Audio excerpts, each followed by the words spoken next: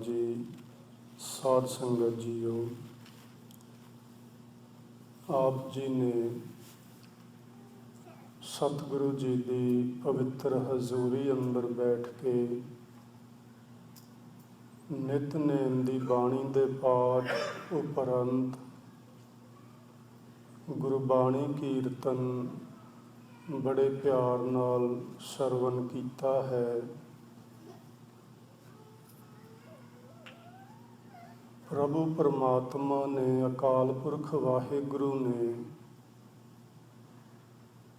इस सृष्टि की नींह या इसकी बुनियाद नाम ते रखी। गुरु अर्जन देव साहब सानू समझाते ने, नाम के धारे खंड ब्रह्मंड। जिन्ने खंड ब्रह्मंड इस पूरे यूनीवर्स विच बने हुए ने, वो सारे नाम दे ही आसरे हैं। ते जे संसार विच गुरु नानक देव साहब आए तो उन्होंने सिੱਖੀ की बुनियाद भी नाम दे उत्ते ही टिकाई। सिੱਖੀ की नींह नाम है।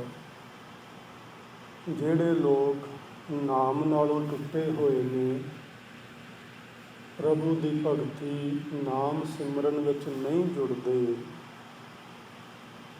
वो इस तरह असीं कह सकते हाँ कि सिख हुंदे होए भी सिੱਖੀ तो दूर ने। आपां शब्द सुन रहे सां, नाम जपो मेरे साजन सैना, नाम बिना मैं अवर ना कोई, वड्डा भाग गुरमुख हर लैना। किन्ने प्यार विच, किन्ने निर्माणता विच ते किन्ने जोरदार शब्दां विच सतगुरु सानू फरमा रहे ने, समझा रहे ने, सानू प्रेरणा दे रहे ने कि भाई नाम जपया करो। नाम जपन तो बिना साडे इस मनुखी जीवन का भला नहीं हो सकता। जो साडे इस मनुखी शरीर का मकसद है वो कदे नहीं पूरा हो सकता।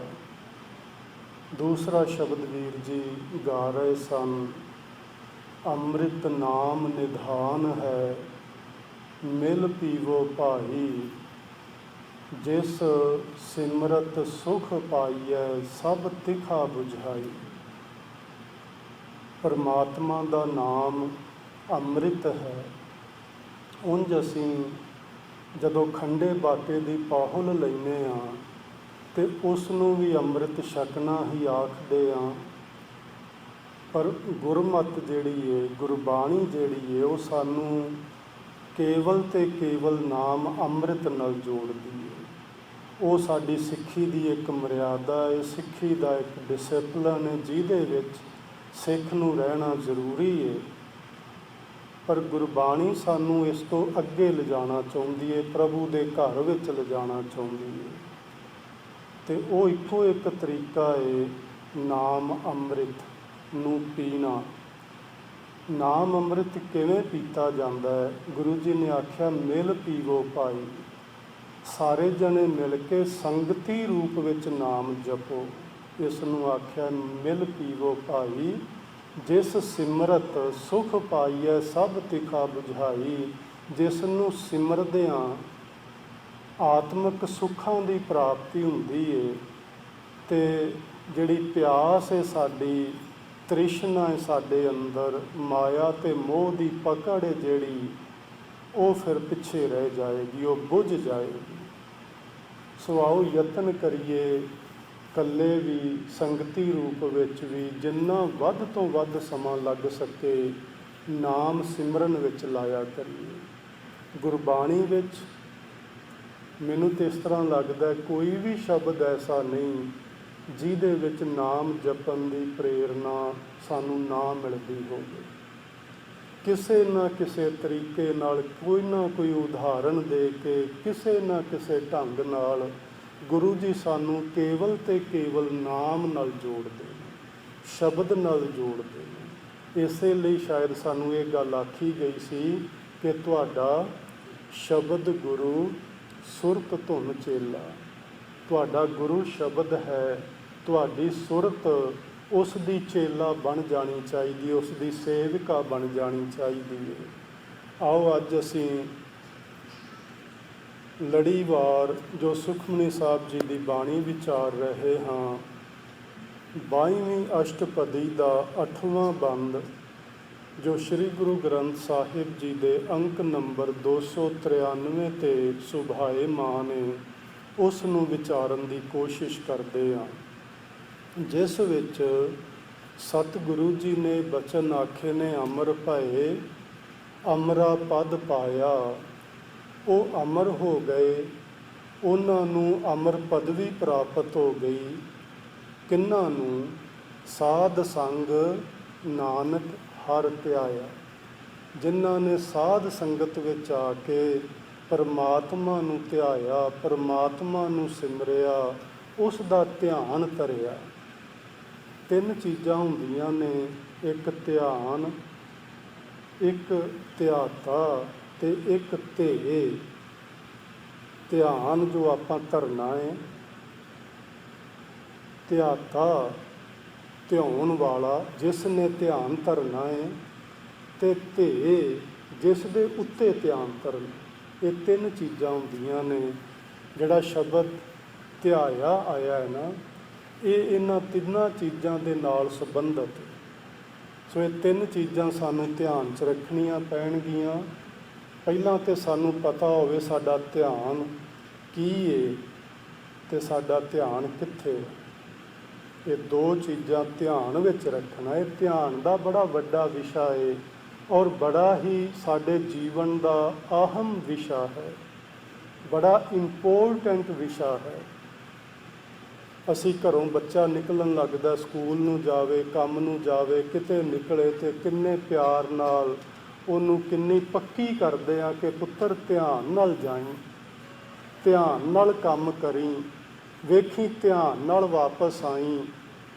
ਕਿੰਨਾ ਧਿਆਨ 'ਤੇ ਜ਼ੋਰ ਦਿੰਦੇ ਆ। ਅਤੇ ਗੁਰੂ ਸਾਹਿਬ ਨੇ ਬਾਣੀ ਵਿੱਚ ਜਦੋਂ ਸਾਨੂੰ ਆਪਣੇ ਸਿੱਖ ਪੁੱਤਰਾਂ ਨੂੰ ਪ੍ਰਭੂ ਦੇ ਰਾਹ 'ਤੇ ਤੁਰਨ ਦੀ ਤਾਕੀਦ ਕੀਤੀ, ਤੇ ਰਾਹ ਦੇ ਵਿੱਚ ਬੜੀਆਂ ਰੁਕਾਵਟਾਂ ਨੇ। ਚਾਲੇ ਥੇ ਹਰ ਮਿਲਨ ਕੋ ਬੀਚੇ ਅਟਕੇ ਉਚੀਤ। ਇਸ ਰਾਹ 'ਤੇ ਜਿਹੜੇ ਵੀ ਗੁਰਮੁਖ ਪਿਆਰੇ ਤੁਰਦੇ ਨੇ, ਉਹਨਾਂ ਨੂੰ ਇਹ ਸਮਝ ਹੋਵੇਗੀ ਕਿ ਇਸ ਰਸਤੇ ਵਿੱਚ ਜਿੰਨੀਆਂ ਰੁਕਾਵਟਾਂ ਨੇ, ਇੰਨੀਆਂ ਕਿਸੇ ਰਸਤੇ ਵਿੱਚ ਨਹੀਂ ਹਨ। ਥਾਂ ਥਾਂ 'ਤੇ ਕੋਈ ਨਾ ਕੋਈ ਰੁਕਾਵਟ ਖੜੀ ਹੈ। ਕਿਤੇ ਕਾਮ ਖਲੋਤਾ ਹੈ, ਕਿਤੇ ਕ੍ਰੋਧ ਖਲੋਤਾ ਹੈ, ਕਿਤੇ ਲੋਭ, ਕਿਤੇ ਮੋਹ, ਕਿਤੇ ਅਹੰਕਾਰ, ਕਿਤੇ ਵਿਸ਼ੇ ਵਾਸ਼ਨਾ, ਕਿਤੇ ਆਸਾ ਤ੍ਰਿਸ਼ਨਾ। ਪੈਰ ਪੈਰ 'ਤੇ, ਕਦਮ ਕਦਮ 'ਤੇ ਰੁਕਾਵਟਾਂ ਨੇ। ਅਤੇ ਗੁਰੂ ਸਾਹਿਬ ਕਿਉਂ ਨਾ ਸਾਨੂੰ ਆਖਦੇ ਵੀ ਧਿਆਨ ਨਾਲ ਚੱਲਿਆ ਜੀ। ਉਹਨਾਂ ਨੂੰ ਤਾਂ ਪਤਾ ਸੀ ਕਿ ਜਿਸ ਰਸਤੇ 'ਤੇ ਮੈਂ ਆਪਣੇ ਬੱਚਿਆਂ ਨੂੰ ਤੋਰਨ ਲੱਗਾ, ਉਸ ਰਸਤੇ 'ਤੇ ਕੇਵਲ ਰੁਕਾਵਟਾਂ ਹੀ ਨਹੀਂ, ਸਗੋਂ ਅਧਿਆਤਮਕ ਮੌਤੇ ਮਰਨ ਦੇ ਬੜੇ ਚਾਂਸਿਸ ਨੇ। ਅਤੇ ਮੈਂ ਆਪਣੇ ਬੱਚਿਆਂ ਨੂੰ ਸੁਚੇਤ ਨਾ ਕਰਾਂ। ਇਸ ਲਈ ਉਹਨਾਂ ਨੇ ਸਾਨੂੰ ਇੰਨਾ ਵੱਡਾ ਖਜ਼ਾਨਾ ਗੁਰਬਾਣੀ ਦਾ ਦਿੱਤਾ ਅਤੇ ਬਾਰ-ਬਾਰ ਧਿਆਨ ਦੀ ਗੱਲ ਕੀਤੀ। ਪੁੱਤਰ ਧਿਆਨ ਨਾਲ ਜਾਈਂ, ਧਿਆਨ ਨਾਲ ਇਸ ਰਸਤੇ 'ਤੇ ਕਦਮ ਰੱਖੀਂ। ਗੁਰਸਿੱਖ ਮੀਤ ਚੱਲੋ ਗੁਰ ਚਾਲੀ, ਜੋ ਗੁਰ ਕਹੈ ਸੋਈ ਭਲ ਮਾਨੋ, ਹਰ ਹਰ ਕਥਾ ਨਿਰਾਲੀ। ਧਿਆਨ ਨਾਲ ਚੱਲਿਆ ਜੇ ਗੁਰ ਦਰਸਾਏ ਮਾਰਗ 'ਤੇ। ਸੋ ਜੇ ਅਸੀਂ ਧਿਆਨ ਨਾ ਦਿੱਤਾ ਤੇ ਅਸੀਂ ਇੱਕ ਤੇ ਰਸਤੇ ਤੋਂ ਖੁੰਝ ਜਾਵਾਂਗੇ, ਰਸਤੇ ਤੋਂ ਉੱਤਰ ਜਾਵਾਂਗੇ, ਕੋਈ ਐਗਜ਼ਿਟ ਬਾਹਰ ਲੈ ਲਾਂਗੇ, ਬਾਹਰ ਨਿਕਲ ਗਏ ਤੇ ਫਿਰ ਸ਼ਾਇਦ ਰਾਹ ਹੀ ਨਾ ਲੱਭੇ। ਕਿੰਨੇ ਜਨਮ ਲੱਗਣ, ਕਿੰਨੇ ਗੇੜੇ ਵੱਜਣ, ਪਤਾ ਨਹੀਂ। ਸੋ ਧਿਆਨ ਰੱਖਣਾ ਅਤੀ ਅਨਿਵਾਰੀਆ ਹੈ। ਜੇ ਧਿਆਨ ਨਾ ਰੱਖਿਆ ਤੇ ਅਸੀਂ ਮੰਜ਼ਿਲ 'ਤੇ ਨਹੀਂ ਪਹੁੰਚ ਪਾਵਾਂਗੇ। ਸੋ ਆਓ ਸਤਿਗੁਰੂ ਸੱਚੇ ਪਾਤਸ਼ਾਹ ਸਾਨੂੰ ਅੱਜ ਦੇ ਇਸ ਬੰਦ ਵਿੱਚ ਕੀ ਸਮਝਾਉਂਦੇ ਨੇ, ਆਪਾਂ ਬਾਅਦ ਵਿੱਚ ਸਮਝਦੇ ਹਾਂ। ਪਹਿਲਾਂ 7ਵੇਂ ਬੰਦ ਵਿੱਚ ਉਹਨਾਂ ਨੇ ਸਾਨੂੰ ਕੀ ਆਖਿਆ ਸੀ, ਉਹ ਸੰਖੇਪ ਜਿਹਾ ਆਪਣੇ ਧਿਆਨ ਵਿੱਚ ਲੈ ਆਈਏ। ਸਾਹਿਬ ਜੀ ਨੇ ਸਾਨੂੰ ਸਮਝਾਇਆ ਸੀ ਕਿ ਪਰਮਾਤਮਾ ਤੋਂ ਦੂਰ ਜਾਇਆ ਹੀ ਨਹੀਂ ਜਾ ਸਕਦਾ, ਪਰਮਾਤਮਾ ਨੂੰ ਭੁਲਾਇਆ ਹੀ ਨਹੀਂ ਜਾ ਸਕਦਾ, ਪਰਮਾਤਮਾ ਤੋਂ ਬਿਨਾਂ ਜ਼ਿੰਦਗੀ ਜੀਵੀ ਹੀ ਨਹੀਂ ਜਾ ਸਕਦੀ। ਔਰ ਅਸੀਂ ਇੱਕ ਪ੍ਰਮਾਣ ਲਿਆ ਸੀ ਮੱਛੀ ਦਾ, ਮੱਛੀ ਨੂੰ ਪਾਣੀ ਤੋਂ ਬਾਹਰ ਕੱਢ ਦਿਓ ਤੇ ਮੱਛੀ ਜਿੰਦਾ ਨਹੀਂ ਰਹਿ ਸਕਦੀ, ਕਿਉਂਕਿ ਉਹਦਾ ਜੀਵਨ ਪਾਣੀ ਹੈ। ਤੇ ਅਸੀਂ ਕੀ ਸੁਣ ਰਹੇ ਸਾਂ? ਨਾਮ ਬਿਨਾ ਨਹੀਂ ਜੀਵਿਆ ਜਾਏ।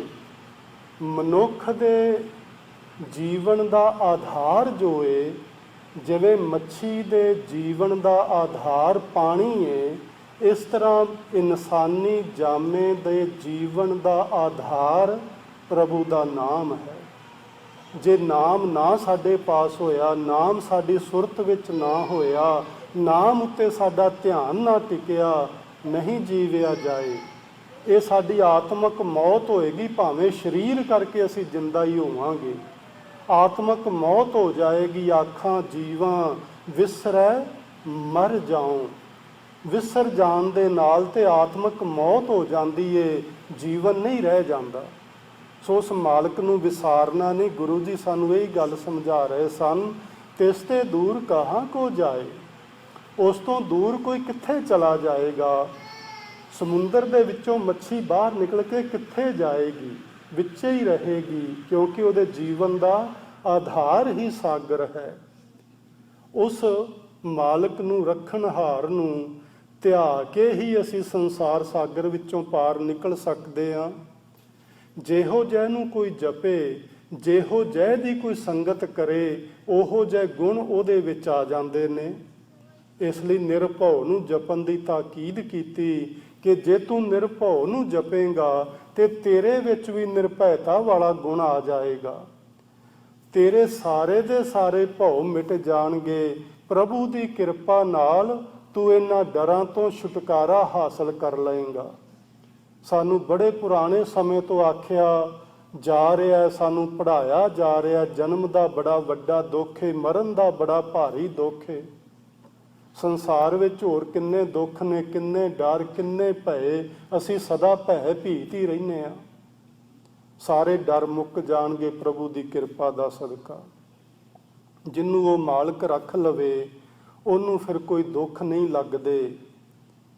ਉਹ ਨਾਮ ਜਪ ਜਪ ਕੇ ਮਨ ਵਿੱਚ ਸੁਖੀ ਹੋ ਜਾਂਦਾ ਹੈ। ਉਹਦੀ ਚਿੰਤਾ ਚਲੀ ਜਾਂਦੀ ਏ, ਅਹਮ ਮਿਟ ਜਾਂਦਾ ਹੈ। ਉਸ ਜਨ ਦੀ, ਉਸ ਸੇਵਕ ਦੀ ਕੋਈ ਬਰਾਬਰੀ ਫਿਰ ਨਹੀਂ ਕਰ ਸਕਦਾ। ਉਹ ਪ੍ਰਭੂ ਨਾਲ ਅਭੇਦ ਹੋ ਜਾਂਦਾ ਹੈ। ਕੌਣ? ਸਿਰ ਉੱਪਰ ਠਾਡਾ ਗੁਰਸੂਰਾ, ਜਿਹਦੇ ਸਿਰ ਤੇ ਪੂਰੇ ਗੁਰੂ ਦਾ ਹੱਥ ਹੋਵੇ। ਅਸਲ ਵਿੱਚ ਨਾਮ ਵੱਲ ਲੱਗਦਾ ਹੀ ਉਹ ਏ, ਸਿਮਰਨ ਵੱਲ ਪ੍ਰੇਰਨਾ ਹੀ ਉਹਨੂੰ ਮਿਲਦੀ ਏ। ਅਸੀਂ ਵੇਖਦੇ ਹਾਂ ਕਿੰਨੇ ਵੱਡੇ ਵੱਡੇ ਸਮਾਗਮ, ਕੀਰਤਨ ਦਰਬਾਰ, ਕਥਾ ਦਰਬਾਰ, ਕਵੀ ਦਰਬਾਰ, ਢਾਡੀ ਦਰਬਾਰ।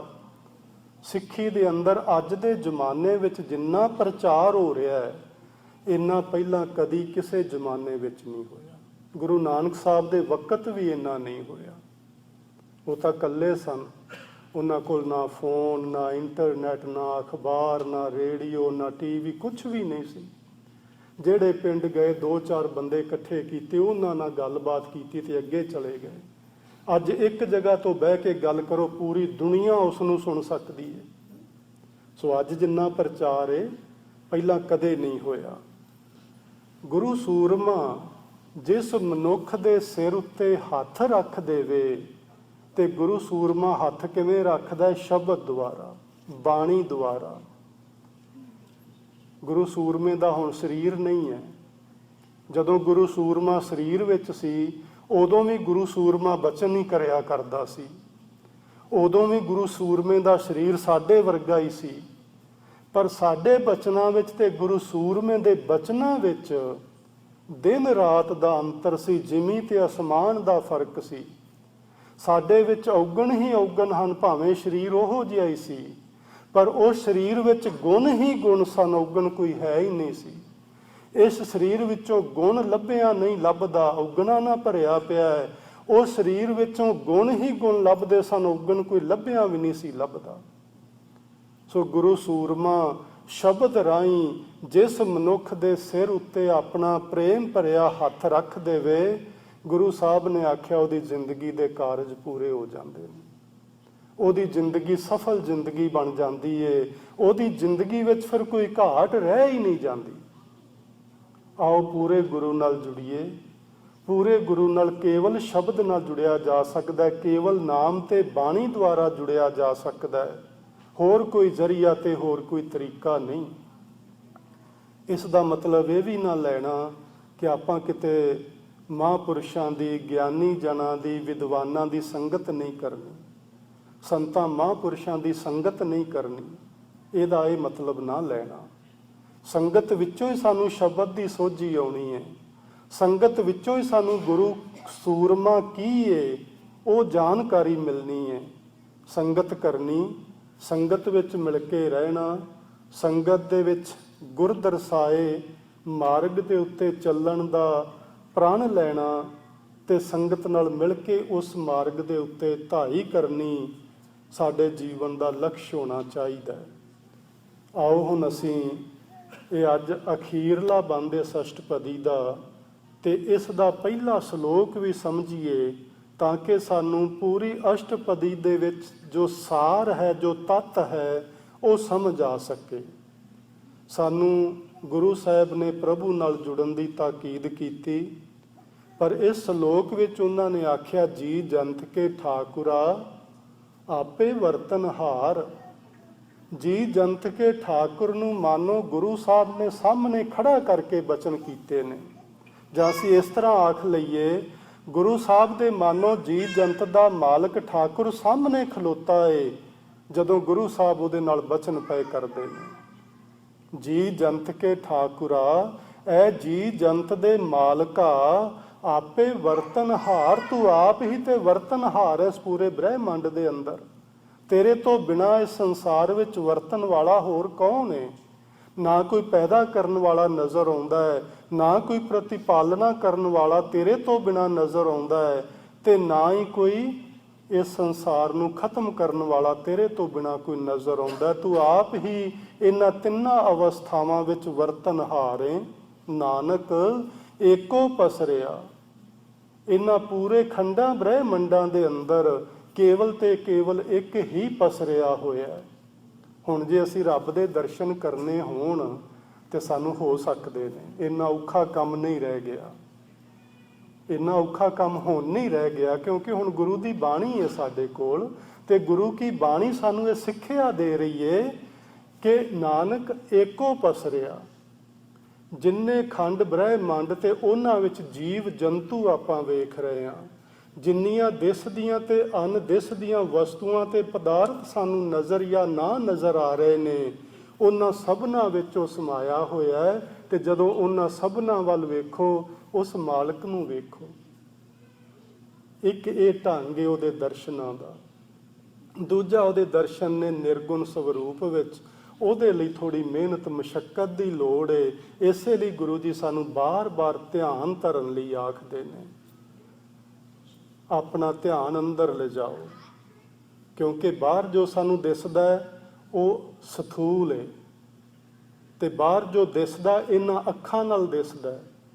ਸਾਡੀਆਂ ਅੱਖਾਂ ਵੀ ਸਰਗੁਣ ਰੂਪ ਵਿੱਚ ਨੇ, ਤੇ ਜੋ ਸਾਨੂੰ ਬਾਹਰ ਇਹਨਾਂ ਅੱਖਾਂ ਨਾਲ ਨਜ਼ਰ ਆਉਂਦਾ ਉਹ ਵੀ ਸਰਗੁਣ ਹੈ।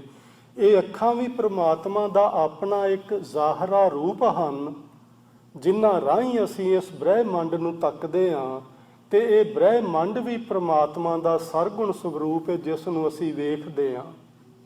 ਗੱਲ ਰਹੀ ਦੂਜੇ ਸਵਰੂਪ ਦੀ, ਉਹ ਨਿਰਗੁਣ ਹੈ, ਤੇ ਉਸ ਨੂੰ ਵੇਖਿਆ ਵੀ ਨਿਰਗੁਣ ਅੱਖਾਂ ਨਾਲ ਜਾਣਾ ਹੈ। ਨਾਨਕ ਸੇ ਅੱਖੜੀਆਂ ਬਿਆਨ ਜਿਨੇ ਦਿਸੰਦੋ ਮਾਪਿਰੀ, ਜਿਹੜੀਆਂ ਅੱਖਾਂ ਦੇ ਨਾਲ ਮੇਰਾ ਪਿਆਰਾ ਨਜ਼ਰ ਆਉਂਦਾ ਹੈ ਨਿਰਗੁਣ ਸਵਰੂਪ ਵਿੱਚ, ਉਹ ਤੇ ਅੱਖਾਂ ਹੋਰ ਨੇ।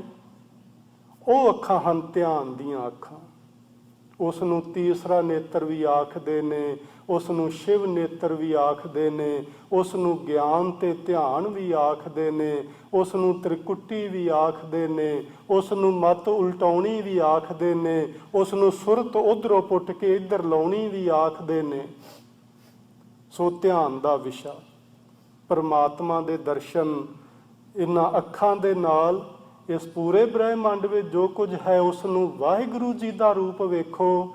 ਇੱਕ ਦੀਦਾਰ ਇਹ ਨੇ, ਦੂਜਾ ਉਹਦੇ ਦੀਦਾਰ ਨੇ ਨਿਰਗੁਣ ਰੂਪ ਵਿੱਚ, ਉਹ ਧਿਆਨ ਦੁਆਰਾ ਹੋਣਗੇ। ਆਪਣੇ ਧਿਆਨ ਨੂੰ ਅੰਦਰ ਟਿਕਾਉਣ ਦੀ ਕੋਸ਼ਿਸ਼ ਕਰੀਏ। ਦੂਜਾ ਕਹਿ ਦ੍ਰਿਸ਼ਟਾਰ, ਹੋਰ ਤੇ ਕੋਈ ਦੱਸਣ ਵਾਲਾ ਹੈ ਹੀ ਨਹੀਂ। ਸਦਾ ਘਟ ਰਾਮ ਬੋਲੈ, ਰਾਮਾ ਬੋਲੈ, ਰਾਮ ਬਿਨਾ ਕੋ ਬੋਲੈ ਰੇ। ਦੱਸੋ ਤੇ ਸਹੀ, ਰੱਬ ਤੋਂ ਬਿਨਾ ਹੋਰ ਕੌਣ ਬੋਲਦਾ ਪਿਆ? ਰੱਬ ਤੋਂ ਬਿਨਾ ਹੋਰ ਕੌਣ ਸੁਣਦਾ ਹੈ ਪਿਆ? ਰੱਬ ਨਹੀਂ ਵਿੱਚ ਹੋਏਗਾ ਕਿ ਇਹ ਕੰਨ ਸੁਣ ਲੈਣਗੇ? ਫਿਰ ਰੱਬ ਵਿੱਚ ਨਹੀਂ ਹੋਏਗਾ ਕਿ ਇਹ ਜ਼ੁਬਾਨ ਫਿਰ ਬੋਲੇਗੀ? ਨਾ ਇਹ ਕੰਨ ਸੁਣਨਗੇ, ਕੰਨ ਇਸੇ ਤਰ੍ਹਾਂ ਦੇ ਰਹਿਣਗੇ ਨਾਲ ਸਰੀਰ ਦੇ ਲੱਗੇ, ਪਰ ਸੁਣਨ ਦੀ ਤਾਕਤ ਵਿੱਚ ਨਹੀਂ ਰਹੇਗੀ। ਜ਼ੁਬਾਨ ਇਹੋ ਹੀ ਰਹੇਗੀ। ਰੱਬ ਜੀ ਵਿੱਚੋਂ ਨਿਕਲ ਗਿਆ ਤੇ ਇਹਦੇ 'ਚ ਬੋਲਣ ਦੀ ਸਮਰੱਥਾ ਨਹੀਂ ਰਹੇਗੀ, ਜ਼ੁਬਾਨ ਇਹੋ ਹੀ ਰਹੇਗੀ। ਸੋ ਹੁਣ ਤੇ ਹੋਰ ਸਪਸ਼ਟ ਹੋ ਜਾਣਾ ਚਾਹੀਦਾ ਹੈ ਵੀ ਉਹਦੇ ਤੋਂ ਬਿਨਾਂ ਨਾ ਕੋਈ ਬੋਲ ਰਿਹਾ, ਨਾ ਕੋਈ ਸੁਣ ਰਿਹਾ, ਨਾ ਕੋਈ ਵੇਖ ਰਿਹਾ, ਨਾ ਕੋਈ ਕਰ ਰਿਹਾ, ਨਾ ਕੋਈ ਕਰਵਾ ਰਿਹਾ, ਨਾ ਕੋਈ ਜਨਮ ਲੈ ਰਿਹਾ ਤੇ ਨਾ ਹੀ ਕੋਈ ਮਰ ਰਿਹਾ। ਤੇ ਫਿਰ ਕਿੰਨਾ ਸਪਸ਼ਟ ਹੈ, ਕਿੰਨਾ ਆਸਾਨ ਕਰ ਦਿੱਤਾ ਗੁਰਮਤਿ ਨੇ ਵਾਹਿਗੁਰੂ ਜੀ ਦੇ ਵਿੱਚ ਆ ਭੇਦ ਹੋਣਾ। ਪਰ ਆਪਾਂ ਯਤਨਸ਼ੀਲ ਹੋਈਏ।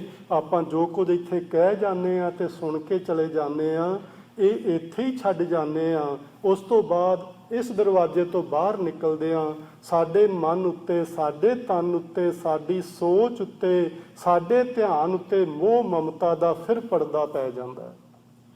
ਇਸ ਲਈ ਅਸੀਂ ਉਸ ਵਾਹਿਗੁਰੂ ਜੀ ਨੂੰ ਵੇਖਣ ਤੋਂ ਅਸਮਰਥ ਰਹਿ ਜਾਂਦੇ ਆ। ਦੂਜਾ ਕਹਿ ਦ੍ਰਿਸ਼ਟਾਰ, ਹੋਰ ਤੇ ਕੋਈ ਦੱਸਣ ਵਾਲਾ ਹੈ ਹੀ ਨਹੀਂ ਰੱਬ ਤੋਂ ਬਿਨਾਂ। ਸੋ ਇਸ ਪੂਰੀ ਅਸ਼ਟਪਦੀ ਦੇ ਅੰਦਰ ਗੁਰਦੇਵ ਨੇ ਸਾਨੂੰ ਇਹ ਗੱਲ ਸਮਝਾਈ ਕਿ ਭਈ ਪਰਮਾਤਮਾ ਪੂਰਿਆਂ ਖੰਡਾਂ ਬ੍ਰਹਿਮੰਡਾਂ ਵਿੱਚ ਪਸਰਿਆ ਹੋਇਆ ਹੈ, ਉਸ ਦਾ ਦੀਦਾਰ ਕਰੋ। ਦੋ ਤਰ੍ਹਾਂ ਨਾਲ ਦਰਸ਼ਨ ਹੁੰਦਾ ਹੈ, ਸਰਗੁਣ ਰੂਪ ਵਿੱਚ, ਸਰਗੁਣ ਰੂਪ ਅੱਖਾਂ ਨਾਲ, ਨਿਰਗੁਣ ਰੂਪ ਵਿੱਚ ਧਿਆਨ ਦੁਆਰਾ, ਸੁਰਤੀ ਦੁਆਰਾ। ਸੁਰਤੀ ਕੈ ਮਾਰਗ ਚੱਲ ਕੈ ਉਲਟੀ ਨਦਰ ਪ੍ਰਗਾਸੀ। ਬਸ ਆ ਇੱਕ ਤਰੀਕਾ ਗੁਰਮਤਿ ਨੇ ਸਾਨੂੰ ਸਿਖਾਇਆ ਹੈ। ਆਪਣੀ ਸੁਰਤ ਨੂੰ ਮੋਹ ਮਮਤਾ ਵੱਲੋਂ ਮੋੜਨਾ ਤੇ ਅੰਦਰ ਨਿਰਗੁਣ ਬ੍ਰਹਮ ਨਾਲ ਜੋੜਨਾ, ਸੰਸਾਰ ਵੱਲੋਂ ਮੋੜਨਾ ਤੇ ਨਿਰਆਕਾਰ ਨਾਲ ਜੋੜਨਾ, ਆਕਾਰ ਨਾਲੋਂ ਟੁੱਟਣਾ ਤੇ ਨਿਰਆਕਾਰ ਨਾਲ ਜੁੜਨਾ। ਇਹ ਸਾਨੂੰ ਇਸ ਪੂਰੀ ਅਸ਼ਟਪਦੀ ਵਿੱਚ ਸਮਝਾਇਆ ਗਿਆ ਸੀ। ਆਓ ਅਸੀਂ ਇਸ ਪਾਵਨ ਬੰਦ ਦੀਆਂ ਪਹਿਲੀਆਂ ਪੰਕਤੀਆਂ ਵਿੱਚ ਆਪ ਜੀ ਫਰਮਾਉਂਦੇ ਨੇ, ਮਤ ਪੂਰੀ ਅੰਮ੍ਰਿਤ ਜਾ ਕੀ ਦ੍ਰਿਸ਼ਟ। ਪ੍ਰਭੂ ਦੀ ਗੱਲ ਕਰਦੇ ਨੇ, ਉਸੇ ਹੀ ਪ੍ਰਭੂ ਦੀ ਜਿਹੜਾ ਪੂਰੇ ਖੰਡਾਂ ਬ੍ਰਹਿਮੰਡਾਂ ਵਿੱਚ ਸਮਾਇਆ ਹੋਇਆ, ਜਿਸ ਨੂੰ ਆਖਿਆ ਸੀ ਜੀ ਜੰਤ ਕੇ ਠਾਕੁਰਾ ਅਵਰ ਨਾ ਵਰਤਨਹਾਰ। ਉਹਦੀ ਗੱਲ ਕਰਦੇ ਨੇ, ਜਿਹੜੀ ਉਹਦੀ ਮੱਤ ਏ, ਜਿਹੜੀ ਉਹਦੀ ਸੋਚ ਏ, ਅਸਲ ਜਿਹੜੀ ਸਾਡੀ ਮੱਤ ਏ ਉਸੇ ਦੀ ਮੱਤ ਏ, ਆਪਣਾ ਕੁਝ ਨਹੀਂ ਹੈਗਾ। ਉਸ ਵਾਹਿਗੁਰੂ ਦੀ ਮੱਤ ਪੂਰੀ ਏ, ਸਾਡੇ ਅੰਦਰ ਉਸਨੇ ਪੂਰੀ ਮੱਤ ਰੱਖੀ ਏ, ਪਰ ਅਸੀਂ ਮੋਹ ਮਮਤਾ ਦੇ ਕਾਰਨ ਅਸੀਂ ਆਪਣੀ ਮੱਤ, ਪੂਰੀ ਮੱਤ ਖੋ ਚੁੱਕੇ ਹਾਂ। ਸਾਡੇ ਉੱਤੇ ਹੁਣ ਕਿਹਦੀ ਮੱਤ ਕੰਮ ਕਰਦੀ ਏ? ਕਾਮ ਦੀ, ਕ੍ਰੋਧ ਦੀ, ਲੋਭ ਮੋਹ ਅਹੰਕਾਰ ਦੀ, ਵਿਸ਼ੇ ਵਿਕਾਰਾਂ ਦੀ, ਲੋਕਾਂ ਦੀ, ਜਿਹੜੇ ਵਿਸ਼ੇ ਵਿਕਾਰਾਂ ਵਿੱਚ ਫਸੇ ਹੋਏ ਨੇ ਉਹਨਾਂ ਦੀ ਮੱਤ ਸਾਡੇ ਉੱਤੇ ਪ੍ਰਭਾਵ ਜ਼ਿਆਦਾ ਪਾ ਗਈ ਏ ਤੇ ਵਾਹਿਗੁਰੂ ਜੀ ਵਾਲੀ ਮੱਤ ਜਿਹੜੀ ਸੀ ਉਹ ਥੱਲੇ ਦਬ ਕੇ ਰਹਿ ਗਈ ਏ। ਮੈਂ ਇੱਕ ਦਿਨ ਇੱਕ ਮੂਵੀ ਵੇਖਦਾ ਸਾਂ, ਉਹਦੇ ਵਿੱਚ ਇੱਕ ਮਹਾਂਪੁਰਸ਼, ਦੋ ਪੱਥਰ ਨੇ, ਇੱਕ ਥੱਲੇ ਰੱਖਿਆ ਤੇ ਇੱਕ ਉਹਦੇ ਉੱਤੇ ਰੱਖਿਆ, ਪੱਥਰ ਦੇ ਉੱਤੇ ਪੱਥਰ। ਤੇ ਉਹਨਾਂ ਦਾ ਇੱਕ ਸੇਵਕ ਆਉਂਦਾ ਹੈ, ਉਹਨੂੰ ਉਹ ਗਿਆਨ ਦੇਣਾ ਚਾਹੁੰਦੇ ਨੇ, ਕਿਉਂਕਿ ਉਹਦੇ ਕੋਈ ਸਵਾਲ ਨੇ, ਸਾਡੇ ਸਭਨਾਂ ਦੇ ਸਵਾਲ ਹੁੰਦੇ ਨੇ। ਸਵਾਲ ਹੈ ਉਹਦਾ ਕਿ ਪ੍ਰਭੂ ਨਾਲ ਕਿਵੇਂ ਜੁੜਿਆ ਜਾਏ ਤੇ ਮਾਇਆ ਤੋਂ ਕਿਵੇਂ ਟੁੱਟਾ ਜਾਏ, ਪ੍ਰਭੂ ਤੇ ਮਾਇਆ ਨੂੰ ਵੱਖ-ਵੱਖ ਕਿਵੇਂ ਕੀਤਾ ਜਾਏ, ਇਸ ਨੂੰ ਪਹਿਚਾਣਿਆ ਕਿਵੇਂ ਜਾਏ। ਮਹਾਂਪੁਰਸ਼ ਕਹਿੰਦੇ ਨੇ ਉਸ ਬੱਚੇ ਨੂੰ ਵੀ ਬੇਟਾ, ਇਹ ਦੋ ਪੱਥਰ ਨੇ, ਪੱਥਰ ਦੇ ਉੱਤੇ ਇੱਕ ਪੱਥਰ ਰੱਖਿਆ ਹੈ, ਜੇ ਥੱਲੇ ਵਾਲੇ ਪੱਥਰ ਨੂੰ ਉੱਤੇ ਲਿਆਉਣਾ ਹੋਵੇ ਤੇ ਕੀ ਕਰਨਾ ਪਏਗਾ? ਉਹ ਬੜੇ ਸਹਿਜ ਨਾਲ ਉੱਪਰਲਾ ਪੱਥਰ ਚੁੱਕਦਾ, ਥੱਲੇ ਰੱਖ ਦਿੰਦਾ ਹੈ, ਤੇ ਥੱਲੇ ਵਾਲੇ ਨੂੰ ਚੁੱਕ ਕੇ ਉਹਦੇ ਉੱਤੇ ਰੱਖ ਦਿੰਦਾ। ਉਹ ਕਹਿੰਦਾ ਜੇ ਹੁਣ ਥੱਲੇ ਵਾਲੇ ਨੂੰ ਉੱਤੇ ਲਿਆਉਣਾ ਹੋਵੇ ਤੇ ਹੁਣ ਕੀ ਕਰਨਾ ਪਏਗਾ? ਗੱਲ ਫਿਰ ਉਹੋ ਹੀ ਹੈ। ਫਿਰ ਉਹਨੇ ਉੱਪਰਲਾ ਚੁੱਕਿਆ ਥੱਲੇ ਰੱਖ ਦਿੱਤਾ ਤੇ ਥੱਲੇ ਵਾਲਾ ਚੁੱਕਿਆ ਤੇ ਉਹਦੇ ਉੱਪਰ ਰੱਖ ਦਿੱਤਾ। ਬੁੱਲੇ ਸ਼ਾਹ ਕੀ ਕਹਿੰਦੇ ਨੇ, ਰੱਬ ਦਾ ਕੀ ਪਾਉਣਾ, ਇੱਧਰੋਂ ਪੁੱਟਣਾ ਤੇ ਇੱਧਰ ਲਾਉਣਾ, ਇਹੀ ਗੱਲ ਆਖਦੇ ਨੇ ਨਾ। ਹੋਰ ਕੁਛ ਨਹੀਂ ਹੈ। ਮਨ ਨੂੰ ਵਿਕਾਰਾਂ ਵੱਲੋਂ, ਮੋਹ ਮਮਤਾ ਵੱਲੋਂ ਹੋੜ ਕੇ, ਹਟਾ ਕੇ ਆਪਣੀ ਸੁਰਤ ਨੂੰ ਵਾਪਸ ਮੋੜਨਾ ਤੇ ਪ੍ਰਭੂ ਵਿੱਚ ਆ ਭੇਦ ਕਰਨਾ। ਇੱਕੋ ਇੱਕ ਤਰੀਕਾ ਹੈ ਗੁਰਮਤਿ ਦਾ ਪ੍ਰਭੂ ਨੂੰ ਪਾਉਣ ਦਾ, ਪ੍ਰਭੂ ਦੀ ਪ੍ਰਾਪਤੀ ਦਾ। ਮਹਾਂਪੁਰਸ਼ ਕਹਿੰਦੇ ਨੇ, ਪੁੱਤਰ ਤੂੰ ਇਹਨੂੰ ਇਸ ਤਰ੍ਹਾਂ ਮੰਨ, ਜਿਹੜਾ ਇੱਕ ਥੱਲੇ ਪੱਥਰ ਏ, ਇੱਕ ਮਾਇਆ ਏ, ਜਿਹੜਾ ਦੂਸਰਾ ਪੱਥਰ ਏ ਉਹ ਪ੍ਰਭੂ ਈਸ਼ਵਰ ਏ। ਤੂੰ ਚਾਹੁੰਦਾ ਏ ਪ੍ਰਭੂ ਦਾ ਦਰਸ਼ਨ ਕਰਾਂ, ਮਾਇਆ ਮੋਹ ਤੋਂ ਬਚ ਜਾਵਾਂ, ਪਰ ਇੱਕ ਗੱਲ ਚੇਤੇ ਰੱਖ, ਇਸ ਸੰਸਾਰ ਦੇ ਅੰਦਰ ਮੋਹ ਮਮਤਾ ਇੰਨੀ ਪ੍ਰਬਲ ਏ ਜਿਸ ਨੇ ਈਸ਼ਵਰ ਰੂਪੀ ਪੱਥਰ ਨੂੰ ਥੱਲੇ ਦੱਬ ਲਿਆ। ਜਦੋਂ ਨਿਰਮਲ ਜਲ ਦੇ ਉੱਤੇ ਜਾਲਾ ਪੈ ਜਾਏ, ਸਰੋਵਰ ਦੇ ਉੱਤੇ ਤੁਸੀਂ ਵੇਖਿਆ ਹੋਣਾ ਬਹੁਤ ਵਾਰੀ, ਉਹ ਜਾਲਾ ਪੂਰੇ ਪਾਣੀ ਨੂੰ ਲੁਕੋ ਲੈਂਦਾ ਹੈ। ਥੱਲੇ ਕਿੰਨਾ ਠੰਡਾ, ਮਿੱਠਾ, ਸਵਾਦਲਾ, ਨਿਰਮਲ ਜਲ ਏ, ਪਰ ਉਹਦੇ ਉੱਤੇ ਉਹ ਜਾਲਾ ਐਸਾ ਇੰਨਾ ਮੋਟਾ ਜੰਮ ਗਿਆ ਹੈ, ਹੁਣ ਪਾਣੀ ਦਿਸਦਾ ਹੀ ਨਹੀਂ, ਕੇਵਲ ਜਾਲਾ ਹੀ ਨਜ਼ਰ ਆਉਂਦਾ ਹੈ। ਇਸ ਤਰ੍ਹਾਂ ਸਾਡੇ ਨਾਲ ਕੁਝ ਵਾਪਰੀ ਹੈ। ਅੰਦਰ ਪਵਿੱਤਰ ਆਤਮਾ ਸੀ, ਜੋਤ ਸੀ ਪ੍ਰਭੂ ਦੀ, ਪਰ ਉਹਦੇ ਉੱਤੇ ਵਿਕਾਰਾਂ ਦਾ ਇੰਨਾ ਜਾਲਾ ਆ ਗਿਆ। ਜਿਵੇਂ ਲੈਂਪ ਤੁਸੀਂ ਵੇਖੀ ਹੋਵੇਗੀ, ਲੈਂਪ ਦਾ ਸ਼ੀਸ਼ਾ ਜਿਹਨੂੰ ਚਿਮਨੀ ਵੀ ਆਖਦੇ ਨੇ, ਅੰਦਰ ਦੀਵਾ ਜਗ ਰਿਹਾ, ਲਾਈਟ ਹੈ ਉਸ ਚਿਮਨੀ ਦੇ ਅੰਦਰ, ਪਰ ਤੇਲ ਦਾ ਧੂੰਆਂ ਨਿਕਲ ਕੇ ਉਸ ਚਿਮਨੀ ਦੇ ਦੁਆਲੇ ਇੰਨਾ ਜ਼ਿਆਦਾ ਲੱਗ ਗਿਆ ਹੈ, ਉਹ ਚਿਮਨੀ ਇੰਨੀ ਗੂੜੀ ਕਾਲੀ ਹੋ ਗਈ ਹੈ, ਹੁਣ ਲਾਈਟ ਬਾਹਰ ਹੀ ਨਹੀਂ ਨਿਕਲਦੀ। ਬਸ ਉਹ ਗੱਲ ਸਾਡੇ ਨਾਲ ਬਣੀ ਹੈ। ਮੱਤ ਪੂਰੀ ਸੀ, ਜੋਤ ਸੀ ਅੰਦਰ, ਹੁਣ ਵੀ ਹੈ, ਪਰ ਵਿਕਾਰਾਂ ਦੇ ਜਿਹੜਾ ਧੂੰਆਂ ਨਿਕਲਦਾ ਸੀ ਨਾ, ਉਸ ਧੂਏ ਨੇ ਸਾਡੇ ਮਨ ਰੂਪੀ ਚਿਮਨੀ ਨੂੰ ਕਾਲਿਆਂ ਕਰ ਦਿੱਤਾ ਤੇ ਹੁਣ ਜੋਤ ਦਾ ਪ੍ਰਕਾਸ਼ ਬਾਹਰ ਨਹੀਂ ਆ ਰਿਹਾ। ਬਸ ਉਸ ਗੱਲ ਨੂੰ ਜੇ ਸਮਝ ਨਾ ਹੋਵੇ, ਪ੍ਰਭੂ ਰੂਪ ਪੱਥਰ ਥੱਲੇ ਆ ਗਿਆ, ਮਾਇਆ ਰੂਪ ਪੱਥਰ ਉੱਤੇ ਆ ਗਿਆ। ਜੇ ਭਈ ਪ੍ਰਭੂ ਦਾ ਦਰਸ਼ਨ ਕਰਨਾ, ਮਾਇਆ ਤੋਂ ਬਚਣਾ, ਉਤਲੇ ਪੱਥਰ ਨੂੰ ਲਾਹ ਕੇ ਪਰੇ ਸੁੱਟੋ, ਥੱਲੇ ਵਾਲਾ ਕੱਢ ਕੇ ਉਹਦੇ ਉੱਤੇ ਟਿਕਾ ਲਵੋ। ਬਸ ਇੰਨਾ ਕੀ ਕੰਮ ਕਰਨ ਦੀ ਲੋੜ ਹੈ, ਹੋਰ ਕੁਝ ਵੀ ਨਹੀਂ ਕਰਨਾ। ਕਿੰਨਾ ਆਸਾਨ ਹੈ, ਪਰ ਇੰਨਾ ਆਸਾਨ ਨਹੀਂ, ਇੰਨਾ ਆਸਾਨ ਨਹੀਂ। ਆਪਾਂ ਸ਼ੁਰੂ 'ਚ ਹੀ ਗੱਲ ਕੀਤੀ ਸੀ, ਕਦਮ ਕਦਮ ਤੇ ਰੁਕਾਵਟਾਂ ਨੇ, ਕਦਮ ਕਦਮ ਤੇ ਪੱਥਰ ਨਹੀਂ, ਵੱਡੇ ਵੱਡੇ ਪਹਾੜ ਤੇ ਚਟਾਨਾਂ ਖਲੋਤੀਆਂ ਨੇ ਵਿਕਾਰਾਂ ਦੀਆਂ। ਇੰਨਾ ਆਸਾਨ ਨਹੀਂ ਪੱਥਰ ਚੁੱਕ ਕੇ ਉੱਧਰ ਕਰ ਦੇਣਾ। ਉਹ ਤੇ ਇੱਕ ਐਗਜ਼ਾਮਪਲ ਸੀ। ਸੋ ਇਹਦੇ ਲਈ ਯਤਨਸ਼ੀਲ ਹੋਣਾ ਪਏਗਾ, ਰਾਤ ਦਿਨ ਇੱਕ ਕਰਨਾ ਹੋਏਗਾ। ਮੱਤ ਪੂਰੀ ਅੰਮ੍ਰਿਤ ਜਾ ਕੀ ਦ੍ਰਿਸ਼ਟ, ਜਿਸ ਵਾਹਿਗੁਰੂ ਜੀ ਦੀ ਪੂਰੀ ਮੱਤ ਹੈ, ਜਿਸ ਦੀ ਦ੍ਰਿਸ਼ਟੀ ਵਿੱਚ ਅੰਮ੍ਰਿਤ ਤੇ ਦਰਸ਼ਨ ਪੇਖਤ ਉਧਰ ਸ੍ਰੇਸ਼ਟ, ਉਹਦੇ ਦਰਸ਼ਨ ਕਰਕੇ ਸ੍ਰਿਸ਼ਟੀ ਦੇ ਜੀਵਾਂ ਦਾ ਭਲਾ ਹੋ ਜਾਂਦਾ। ਦਰਸ਼ਨ ਕਿਵੇਂ ਕਰਨੇ ਨੇ ਜੇ ਅਸੀਂ ਦੋ ਤਰੀਕੇ ਪਹਿਲਾਂ ਵਰਣਨ ਕਰ ਚੁੱਕੇ ਹਾਂ ਗੁਰਬਾਣੀ ਦੇ ਜ਼ਰੀਏ। ਚਰਨ ਕਮਲ ਜਾ ਕੇ ਅਨੂਪ, ਜਿਸ ਵਾਹਿਗੁਰੂ ਜੀ ਦੇ ਚਰਨ ਕਮਲ, ਉਹਦਾ ਉਪਦੇਸ਼, ਉਹਦਾ ਸ਼ਬਦ, ਉਹਦਾ ਗਿਆਨ, ਉਹਦੀ ਸੁਰਤ ਬਖਸ਼ੀ ਹੋਈ ਮੱਤ ਉਪਮਾ ਤੋਂ ਰਹਿਤ ਹੈ। ਸਫਲ ਦਰਸ਼ਨ ਸੁੰਦਰ ਹਰ ਰੂਪ, ਉਸ ਦਾ ਸੋਹਣਾ ਰੂਪ ਏ ਤੇ ਉਸ ਦਾ ਦਰਸ਼ਨ ਸਫਲ ਏ। ਭਾਵ ਜੇ ਵਾਹਿਗੁਰੂ ਜੀ ਦਾ ਦਰਸ਼ਨ ਹੋ ਜਾਏ, ਸਾਡੀ ਜ਼ਿੰਦਗੀ ਸਫਲ ਹੋ ਸਕਦੀ ਹੈ। ਤੇ ਵਾਹਿਗੁਰੂ ਜੀ ਦਾ ਦਰਸ਼ਨ ਦੋ ਤਰ੍ਹਾਂ ਨਾਲ ਕਰਨਾ ਹੈ, ਸਰਗੁਣ ਰੂਪ ਵਿੱਚ ਤੇ ਨਿਰਗੁਣ ਰੂਪ ਵਿੱਚ। ਧੰਨ ਸੇਵਾ ਸੇਵਕ ਪਰਵਾਨ, ਜਿਹੜਾ ਮਨੁੱਖ ਸ਼ਬਦ ਗੁਰੂ ਹੈ ਆਪਣਾ, ਤੇ ਸ਼ਬਦ ਗੁਰੂ ਦੇ ਆਖੇ ਲੱਗ ਕੇ ਸੇਵਾ ਵਿੱਚ ਲੱਗਿਆ, ਪ੍ਰਭੂ ਦੀ ਸੇਵਾ ਵਿੱਚ। ਹੁਣ ਪ੍ਰਭੂ ਦੀ ਸੇਵਾ ਕਿਹੜੀ ਹੋਏਗੀ? ਜੇ ਸੱਚੀ ਮੁੱਚੀ ਇਹਨਾਂ ਸਾਰਿਆਂ ਵਿੱਚ ਪ੍ਰਭੂ ਜੀ ਵਸਦੇ ਨੇ ਤੇ ਸਾਰਿਆਂ ਦੀ ਸੇਵਾ ਪ੍ਰਭੂ ਦੀ ਸੇਵਾ ਹੀ ਹੋਏਗੀ ਨਾ। ਬਸ ਇੰਨਾ ਕੀ ਨੁਕਤਾ ਸਮਝਣ ਦੀ ਲੋੜ ਹੈ। ਕਿਸੇ ਪਸ਼ੂ ਦੀ ਕਰੋ, ਪਰਿੰਦੇ ਦੀ ਕਰੋ, ਕਿਸੇ ਵਨਸਪਤੀ ਦੀ ਕਰੋ, ਫੁੱਲ ਬੂਟੇ ਦੀ ਕਰੋ, ਕਿਸੇ ਬੰਦੇ ਦੀ ਕਰੋ, ਕਿਸੇ ਦੁਸ਼ਮਣ, ਕਿਸੇ ਸੱਜਣ ਦੀ ਕਰੋ, ਸੇਵਾ ਕਰੋ, ਪਰ ਇਹ ਸਮਝ ਕੇ ਕਰੋ ਕਿ ਮੈਂ ਪ੍ਰਭੂ ਦੀ ਸੇਵਾ ਕਰ ਰਿਹਾ, ਮੈਂ ਆਪਣੇ ਦੁਸ਼ਮਣ ਦੀ ਸੇਵਾ ਨਹੀਂ ਕਰ ਰਿਹਾ। ਪਹਿਲੀ ਗੱਲ, ਅਸੀਂ ਦੁਸ਼ਮਣ ਦੀ ਸੇਵਾ ਕਰਾਂਗੇ ਨਹੀਂ, ਅਸੀਂ ਉਹਦਾ ਨੁਕਸਾਨ ਕਰਨ ਤੇ ਤੁੱਲੇ ਹੋਵਾਂਗੇ ਹਰ ਵਕਤ। ਪਰ ਇਹ ਗੱਲ ਧਿਆਨ 'ਚ ਰੱਖਣਾ, ਜੇ ਅਸੀਂ ਆਪਣੇ ਦੁਸ਼ਮਣ ਦਾ ਵੀ ਨੁਕਸਾਨ ਕਰਨ ਦਾ ਇਰਾਦਾ ਰੱਖਦੇ ਹਾਂ ਤੇ ਸੱਜਣਾ ਦੀ ਕੀਤੀ ਹੋਈ ਸੇਵਾ ਵੀ ਸੇਵਾ ਪ੍ਰਵਾਨ ਨਹੀਂ ਜੀ ਹੋਣ ਵਾਲੀ। ਇਹ ਵੀ ਗੱਲ ਧਿਆਨ 'ਚ ਰੱਖਣਾ। ਧਨ ਸੇਵਾ ਸੇਵਕ ਪ੍ਰਵਾਨ, ਜਿਹੜਾ ਇਸ ਮਨੁੱਖਤਾ ਦੀ, ਇਹਨਾਂ ਜੀਵਾਂ ਦੀ ਸੇਵਾ ਕਰਦਾ ਹੈ, ਉਹ ਸੇਵਕ ਧਨਤਾ ਦੇ ਯੋਗ ਹੈ ਤੇ ਉਹਦੀ ਕੀਤੀ ਹੋਈ ਸੇਵਾ ਵੀ ਧਨਤਾ ਦੇ ਯੋਗ ਹੈ ਤੇ ਉਹ ਵਾਹਿਗੁਰੂ ਦੇ ਦਰ ਤੇ ਪ੍ਰਵਾਨ ਹੈ। ਅੰਤਰਜਾਮੀ ਪੁਰਖ ਪ੍ਰਧਾਨ, ਵਾਹਿਗੁਰੂ ਜੀ ਅੰਤਰਜਾਮੀ ਨੇ, ਸਭਨਾਂ ਵਿੱਚ ਸਮਾਏ ਹੋਏ ਨੇ ਤੇ ਸਭਨਾਂ ਤੋਂ ਵੱਡੇ ਨੇ। ਜਿਸ ਮਨ ਬਸੈ ਸੋ ਹੋਤ ਨਿਹਾਲ, ਉਹ ਅੰਤਰਜਾਮੀ ਵਾਹਿਗੁਰੂ ਜਿਸ ਮਨੁੱਖ ਦੇ ਮਨ ਵਿੱਚ ਵਸ ਜਾਏ, ਉਹਦਾ ਜਨਮ ਮਰਨ ਦਾ ਗੇੜ ਮੁੱਕ ਜਾਂਦਾ ਹੈ ਤੇ ਮਨ ਉਹ ਸਦੀਵ ਖੇੜੇ ਤੇ ਆਨੰਦ ਵਾਲੀ ਅਵਸਥਾ ਵਿੱਚ ਰਹਿੰਦਾ ਹੈ, ਤਾਂ ਕਿ ਨਿਕਟ ਨਾ ਆਵਤ ਕਾਲ, ਉਹਦੇ ਨੇੜੇ ਫਿਰ ਜਮ ਦੂਤ ਨਹੀਂ ਆਉਂਦੇ। ਅਮਰ ਭਏ ਅਮਰਾ ਪਦ ਪਾਇਆ, ਸਾਧ ਸੰਗ ਨਾਨਕ ਹਰ ਧਿਆਇਆ।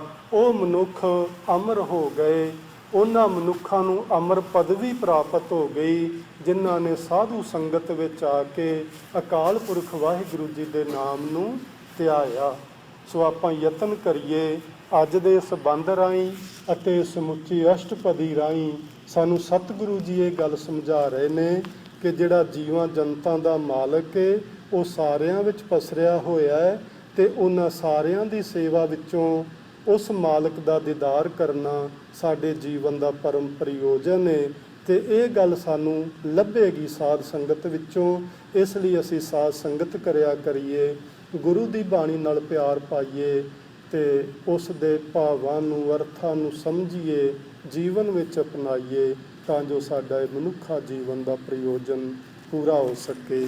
ਇਹਨਾਂ ਸ਼ਬਦਾਂ ਨਾਲ ਬੇਅੰਤ ਪ੍ਰਕਾਰ ਦੀਆਂ ਹੋਈਆਂ ਭੁੱਲਾਂ ਦੀ ਖਿਮਾ ਪਿਆਰ ਨਾਲ ਆਖੋ ਜੀ।